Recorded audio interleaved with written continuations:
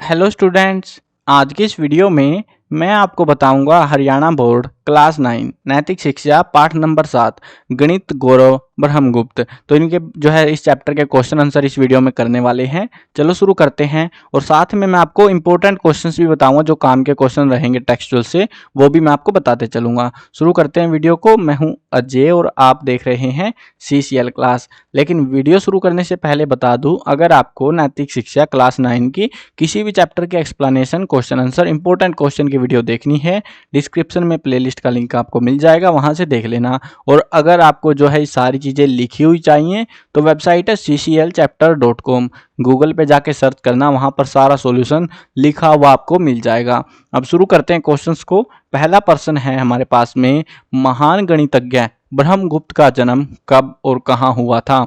तो ये important mark कर सकते हो इसको। महान गणितज्ञ ब्रह्मगुप्त का जन्म 598 ईस्वी में भीनमाल, माउंट आबू, राजस्थान में हुआ था। ये जो है माउंट आबू राजस्थान में एक जगह है, वहां पे। ठीक है। ब्रह्मगुप्त के खगोल शास्त्र से संबंधित प्रसिद्ध ग्रंथ का नाम बताओ। तो वह ब्रह्मस्फुट सिद्धांत। ब्रह्मगुप्त द्वारा प्रतिपादित कुटुकाध्याय का संबंध गणित की किस शाखा से है? वो है बीज गणित से। ये जो है बीज गणित को जो ब्रह्मगुप्त है वो कुटु का कुछ ऐसे करके नाम से पुकारते थे ना, तो इसीलिए जो है ये संबंध किससे? बीज गणित से इनका संबंध है।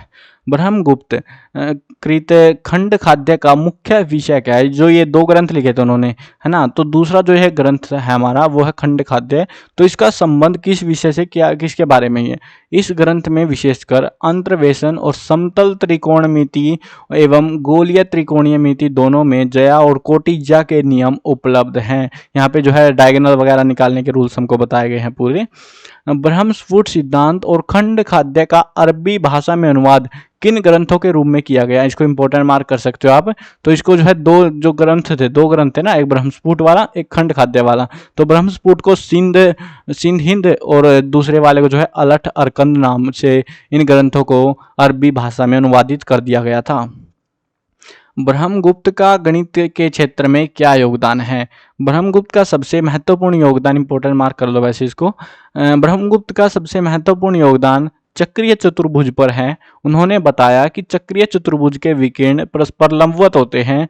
ब्रह्मगुप्त ने चक्रीय चतुर्भुज के क्षेत्रफल निकालने का सन्निकट सूत्र और यथार्थ सूत्र भी दिया है। इनका एग्जैक्ट फॉर्मूला जो चाहिए था वो इन्होंने बना के हमको दिया था। वैसे चांसेज बहुत कम है क्वेश्चन के, बट फिर भी अगर मार्क करना चाहो तो ये वाला कर सकते हो। ठीक है, मतलब 50-50 कह सकते हो, इसमें चांस थोड़े कम ही हो जाते हैं। पाठ में किन किन महान गणितज्ञों के नाम हैं वो बताने हैं। ब्रह्मगुप्त, भास्कराचार्य, आर्यभट्ट, ये तीन ही गणितज्ञों के नाम हमें देखने को मिले हैं। किस विद्वान ने बीजगणित का अंग्रेजी भाषा में अनुवादित किया? तो वो थे अंग्रेज विद्वान कोलबुक ने। तो इन्होंने जो है यहाँ पे योगदान किया। वैसे जो है ना, देखो मैंने 2-3 नाम लिखे हैं यहाँ पे, जरूरी नहीं है कि आपको सारे ही लिखने हैं।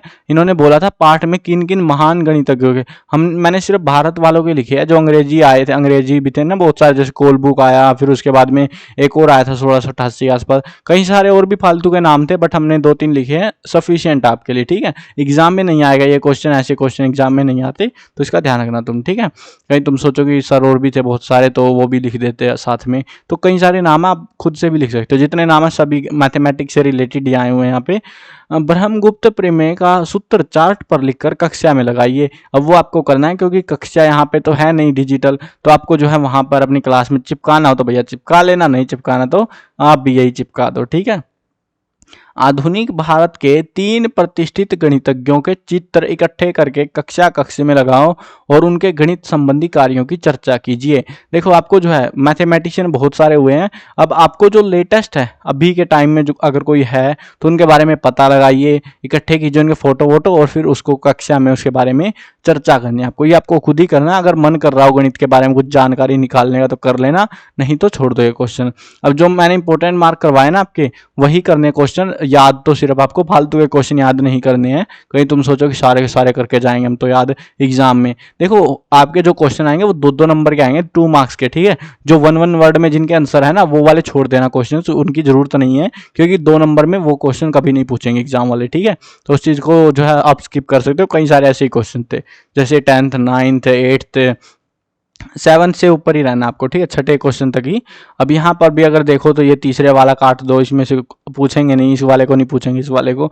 तो ऐसे जो है आप स्किप करते हुए क्वेश्चंस, कम क्वेश्चंस याद करके इस बुक से जो है अच्छा स्कोर प्राप्त कर सकते हो, क्योंकि जितना कम याद करोगे, और एग्जाम में अगर उसमें से ही आ रहा है तो कम ही याद करने में फ़ायदा है ना, अगर पता है कि उसमें से ही आना है तो।